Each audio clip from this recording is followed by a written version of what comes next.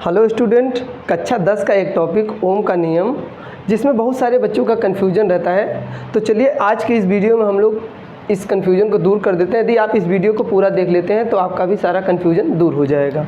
तो देखिए, according two ohm का नियम अगर हमें समझना है तो सबसे पहले हमें समझना पड़ेगा कि चालक क्या होता है। ठीक है, तो चालक मतलब वे पदार्थ हैं, वे वस्तु होते हैं जिनके एक सिरे से दूसरे सिरे तक धारा आसानी से चली जाए। अगर यहाँ पर करंट आप फ्लो करवाएं और यहाँ पर आसानी से पहुँच जाए तो ऐसे पदार्थों को हम लोग चालक बोलते हैं। ठीक है, तो चालक के लिए ये बनाया गया है। तो बताया क्या ओम ने कि चालक के सिरों पर अगर विभवांतर आप लगाते हैं तो धारा का मान क्या होगा, बढ़ जाएगा। और यहाँ पर वोल्टेज का वैल्यू अगर आप कम करेंगे तो धारा का मान भी क्या हो जाएगा, कम हो जाएगा। इसका मतलब ये हुआ कि वोल्टेज जो है वो वोल्टेज के बढ़ाने से धारा का मान बढ़ रहा है और वोल्टेज के घटाने से धारा का मान बढ़ रहा है। तो इसका मतलब ये हुआ कि वोल्टेज जो है वो धारा के क्या है, अनुक्रमानुपाती है। ठीक है, अब इसके भीतर देखिए क्या होता है, फ्री इलेक्ट्रॉन होता है। जब आप वोल्टेज लगाते हैं किसी भी चालक के सिरे पर तो क्या होता है कि ये वोल्टेज को धक्का देने का कार्य करते हैं। मतलब एक इलेक्ट्रॉन को धक्का देगा, मतलब एनर्जी देगा, तो ये दूसरे वाले को देगा। ऐसे करके ये धीरे धीरे क्या होता है, इलेक्ट्रॉन मूव करने लगते हैं और किसी भी चालक में क्या होती है, धारा बहने लगती है। इसका आपने बेस्ट एग्जाम्पल देखा होगा, एक बल्ब आपने देखा होगा, बल्ब कुछ इस शेप का, इसमें लगा होता है फिलामेंट। ये जो फिलामेंट है ये एक प्रकार का क्या रहता है, चालक रहता है। ठीक है, अब जब यहाँ पर वोल्टेज हम एक सिरे पर लगाते हैं तो इसके भीतर जो करंट फ्लो होता है, यहाँ पर करंट इसके टंगस्टन में क्या होता है, करंट फ्लो होने लगता है। और जिसको रोकने का कार्य कौन करता है, प्रतिरोध। ठीक है, और प्रतिरोध रोकने का कार्य करता है, इसीलिए आपने देखा होगा कि बल्ब के भीतर जो फिलामेंट होता है वो लाल हो जाता है। ठीक है, तो प्रतिरोध का काम होता है रोकना, मतलब धक्का देने का कार्य, मतलब धकेलने का कार्य, एनर्जी आगे बढ़ाने का कार्य करता है वोल्टेज, लेकिन रोकने का कार्य, इन इलेक्ट्रॉनों को रोकने का कार्य करता है प्रतिरोध। और यही प्रतिरोध यहीं से आ जाता है कि अगर हम V डायरेक्टली प्रोपोर्शनल I है तो यहाँ से अगर प्रोपोर्शनल को हटाएंगे तो V इक्वल टू क्या बन जाएगा, IR।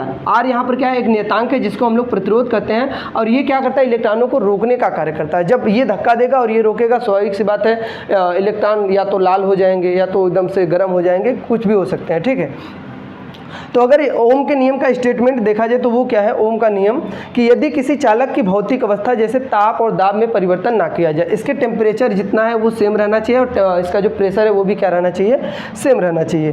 तो चालक परिवर्तन ना किया जाए तो उसके सिरों पर जो लगाया गया विभवांतर होगा वो चालक में बहने वाली धारा के समानुपाती होता है। और यहाँ से R इक्वल टू अगर हम लोग देखें, ये R क्या है, प्रतिरोध है, और R का वैल्यू अगर देखें तो क्या मिल जाएगा, V/I। यहाँ से हम लोग मात्रक भी इसका निकाल सकते हैं। V का मात्रक होता है वोल्ट और धारा का मात्रक क्या होता है, एम्पियर। तो इसका एक मात्रक हो जाएगा क्या, वोल्ट प्रति एम्पियर। और इसका एक दूसरा मात्रक भी होता है जो एक वैज्ञानिक के नाम पर रखा गया, जिनका नाम क्या है, ओम।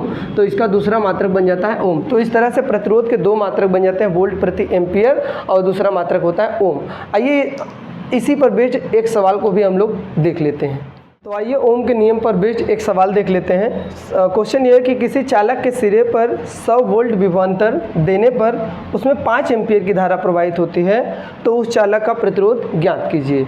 तो देखिए, सवालों को सॉल्व करने का सबसे अच्छा तरीका क्या है कि जो जो वैल्यू दिए हैं सबसे पहले उसको इंडिकेट कर लीजिए। यहाँ देखिए 100 वोल्ट दिया है, वोल्ट किसका मात्रक होता है, विभव का, और विभव को हम लोग V से इंडिकेट करते हैं। तो V का वैल्यू कितना हो गया, 100 वोल्ट। ठीक है, अब आगे पढ़ते हैं, आगे देखते हैं। उसमें 5 एम्पियर की धारा, अब देखिए यहाँ पर 5 एम्पियर है। एम्पियर किसका मात्रक होता है, धारा का। तो धारा को हम लोग I से इंडिकेट करते हैं, तो धारा का मान कितना हो गया, 5 एम्पियर। क्लियर। और फाइंड क्या करना है, चालक का प्रतिरोध करा ज्ञात करने के लिए। प्रतिरोध कभी हमने आपको बताया कि प्रतिरोध को R से इंडिकेट करते हैं, तो R इक्वल टू क्या हो जाएगा, क्वेश्चन मार्क। अब हमें सिंपल फार्मूला अप्लाई कर देना है। R इक्वल टू क्या होता है, V/I। तो यहाँ से V का वैल्यू कितना है, 100, यहाँ पर रखेंगे 100, और अपॉन में कितना है, धारा का मान 5, तो यहाँ पर 5। अब 5 से कट कर दीजिए तो ये कट हो जाएगा 20, और इसका मात्रक जो होता है, प्रतिरोध का जो मात्रक होता है वो क्या होता है, ओम, वही लिख दीजिए आगे। ये हो गया 20 ओम। बस यही हमारा क्या हो गया, इसका आंसर। तो इस तरह से ओम के नियम के सवालों को आराम से सॉल्व कर सकते हैं।